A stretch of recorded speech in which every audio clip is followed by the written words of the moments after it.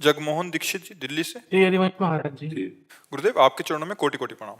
गुरुदेव, भजन, नाम मंत्र, वाणी जी और सेवा आदि आध्यात्मिक साधनों द्वारा उत्पन्न सकारात्मकता, सात्विकता अथवा ऊर्जा को नष्ट करने हेतु मन बहुत शीघ्रता से विभिन्न विषयों की ओर आकृष्ट करता है। महाराज जी, ऐसा क्या साधन बने कि ये सकारात्मकता छिन्न ना होकर आध्यात्मिक उन्नति? साक्षी भाव। अंतःकरण में स्फुरित हुआ विषय मेरे में नहीं है। थोड़ा विवेकवान बनो। शरीर तुम्हारा एक साधन का यंत्र है, शरीर तुम नहीं हो। ये पांच भौतिक ढांचा, इसके बाद सूक्ष्म शरीर अंतःकरण, इसके बाद कारण शरीर स्वभाव, ये तीनों प्रकृति के हैं। तुम परमात्मा के अंश हो और ये शरीर प्रकृति के हैं। भोगों का आक्रमण, भोगों की इच्छा, भोगों की क्रियाएं शरीर से होती हैं। आप उसके दृष्टा हैं। इसलिए जो अधर्म की प्रेरणा हो तो उस समय, जिस समय प्रेरणा हो रही, उस समय तुम उसको देखने वाले हो, तुम्हारे में नहीं है। अंतःकरण में स्फुरित हो रही, तुम्हारे में नहीं। और उस अंतःकरण में स्फुरित होती हुई असत प्रेरणा को भगवान नाम के द्वारा काटो। जिस समय स्फुरना उठ रही, उस समय राधा राधा राधा राधा राधा राधा राधा, वो कहेगा सुनो, हम देखो तुम्हें दिखा रहे हैं, ये भोग की बात सुनो, इसमें बड़ा सुख मिलेगा। राधा राधा राधा राधा राधा, उसकी सुनो मत, वो नष्ट हो जाएगा। जब हम काम को अपने ऊपर लेते हैं तब हम परेशान हो जाते हैं। भगवान ने सहन करने के लिए आज्ञा दी है। मात्रा स्पर्शास्तु कौन्तेय शीतोष्ण सुख दुखदा आगमा पायनो अनित्यास्तास्तितिक्षस्व भारत। ये आने जाने वाले विकार हैं, ये स्थायी नहीं रहते। स्फुरित हुआ उस समय तुम साक्षी भाव में रहिए, मेरे में नहीं है। क्योंकि चेतन अमल सहज सुख राशि, अमल माने निर्विकार, मल रहित। मेरा स्वरूप मल रहित, कभी छू नहीं सकते, ये कभी छू नहीं। इनकी क्या बात है, दिव्यास्त्र नहीं छू सकते मेरे स्वरूप को। जो मैं हूं, मुझे ना तो अग्नेयास्त्र, ना वारुणास्त्र, ना वायवास्त्र, ये स्पर्श भी नहीं कर सकते। नयनम छिन्नन्ति शस्त्राणि, नयनम दहति पावकः, न चैनम क्लेदयम त्यापो, न शोषयति मारुता। तो फिर ये काम क्रोध मेरे में कहां से आ गए? मेरे में नहीं है। अंतःकरण में जो प्रकृति का स्थान है, मन बुद्धि चित्त अहंकार, उस अहम में अंतःकरण में स्फुरित होते हैं। मैं साक्षी भाव से विवेक के द्वारा उन क्रियाओं को अपने में स्वीकार नहीं करूंगा और ना करूंगा, खत्म। बिना दस्तखत के मन कुछ नहीं कर सकता। जब तक आप स्वीकृति नहीं देंगे तब तक आपका मन कुछ नहीं कर सकता। क्योंकि मन और पांच ज्ञानेंद्रियां मिलकर के ही आपकी अनुमति से चेष्टा करेंगे। तो आपको ये ध्यान देना है कि वो आपको विवश करेंगे और आपको ना बोलना है। तो बचा ले गए।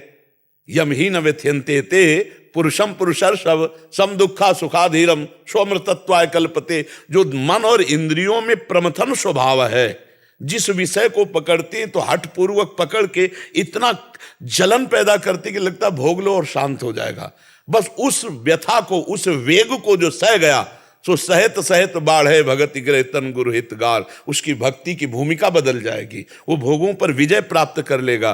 वो मनोनिग्रही, वो संयमी भगवत प्राप्ति के नजदीक पहुंच जाएगा। इसलिए अपने को एक बार तो कट्टर स्वभाव रखना ही है। धर्मयुक्त भोग को भोगना है, क्योंकि बिना भोगे विषय चलेगा नहीं शरीर। समझ रहे हो ना? बिना विषय के सेवन से शरीर चलेगा नहीं। तो धर्मयुक्त विषय, जो भोग लगाने लायक वस्तु है, वो प्रभु को भोग लगा पाएंगे। हमारे अंदर काम वेदना आती तो धर्मयुक्त अपनी पत्नी का संयोग करेंगे यदि गृहस्थ है। हमारे अंदर मोह आ रहा है तो अपने पुत्र में, परिवार में भगवत भावना करके करेंगे।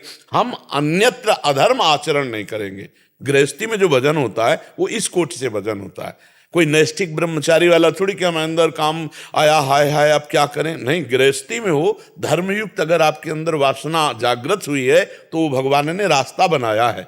लेकिन नैष्ठिक ब्रह्मचर्य वैराग्य तो फिर आजीवन के लिए, फिर वो एक अलग मार्ग। आप गृहस्थी में हो तो फिर धर्मयुक्त विषयों का सेवन कर सकते हो, उससे भजन में कोई बाधा नहीं। कोई चोरी थोड़ी कर रहे हो, चुपके से किसी का अधर्म थोड़ी कर रहे हो। अगर आपके अंदर काम सता रहा है तो भगवान का स्मरण किया, भगवान को नमन किया और अपने पाणी ग्रहण संस्कार किया है। अगर हमें और भी आवश्यकता लग रही खान पान, तो हम अच्छी अच्छी वस्तुएं प्रभु को भोग लगाते हैं, प्रसाद रूप से पाते हैं, नाम जप करते हैं। ऐसे गृहस्थी में भगवद आराधना होती है। विरक्त के लिए अलग मार्ग, वो निवृत्ति परक है।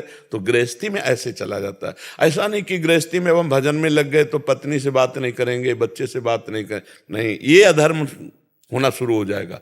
पत्नी से बात नहीं करोगे, उसने पाणी ग्रहण के समय थोड़ी तुमने वचन दिए थे कि मैं भजन करूंगा, तुमसे बात नहीं करूंगा। अब वो कहाँ जाए, उसके अंदर जो वेदना जागृत होगी। ये बात गृहस्थी में ध्यान रखनी चाहिए कि हम तो आज ब्रह्मचर्य की महिमा सुन रहे हैं, सत्संग कर रहे हैं, और भैया बोलना बंद कर दिया तो फिर क्या होगा? वो कहीं गलत मार्ग में गई तो आप अधर्म से युक्त हो जाएंगे। इसलिए गृहस्थी में बहुत सोच समझ के चलना है। और धर्मयुक्त काम भगवान ने कहा मैं हूं, तो इसलिए अधर्मयुक्त चेष्टा ने, पराई बहन बेटियों की तरफ हमारा मन जाए तो हमको उसको धिक्कारना है, उसको उसकी बात नहीं माननी। लेकिन धर्मयुक्त जाए तो बात मान लेनी है, फिर उसमें उसको भी सपोर्ट करना होगा। सपोर्ट ना किए वो मन तो तुम्हारे यहाँ बैठ ही नहीं सकते।